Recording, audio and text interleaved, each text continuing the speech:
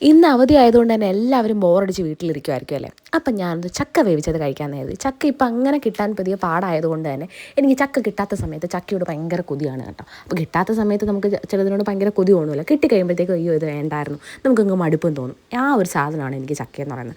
ചക്ക വേവിച്ച ഒരു സീസൺ വന്നു കഴിയുമ്പോഴത്തേക്ക് എനിക്ക് സാധനം കണ്ടെടുത്താൽ കണ്ടുകൂടാ. ഇപ്പം ഇല്ലാത്തതുകൊണ്ട് കൊതിയാണ് കേട്ടോ.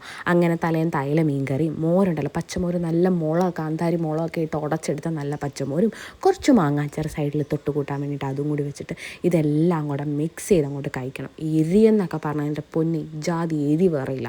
അപ്പോൾ ഈ എരി കൂടുന്തോറും നമുക്ക് ചൂടും കൂടുമെന്നാണല്ലോ. എരി കൂടും അപ്പം നമുക്ക് ചൂടും കൂടും. അപ്പോഴത്തേക്കും എരിയും ചൂടും മിക്സായിട്ട് കഴിക്കുമ്പോഴത്തേക്കും എൻ്റെ പൊന്നെ അന്നേരം കിട്ടുന്നൊരു ഫീലുണ്ട്.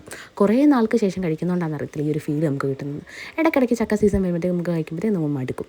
അപ്പോഴത്തേക്കും ഈ തല കഴിക്കുമ്പോഴത്തേക്കും ഞാനും എൻ്റെ അനിയത്തിനും പണ്ട് തൊട്ടേ ഉള്ള അടിയാണ് കണ്ണാർക്ക് കിട്ടും എന്നുള്ളത്. പിന്നെ ഇപ്പോൾ അയിലയുടെയൊക്കെ ഉണ്ട് കണ്ണ് 2-3 തല കാണുന്നതുകൊണ്ട് കുഴപ്പമില്ല. വലിയ മീൻ വരുമ്പോഴത്തേക്കും ഉള്ള അടിയാണ് കണ്ണാർക്ക് കിട്ടും എന്നുള്ളത്.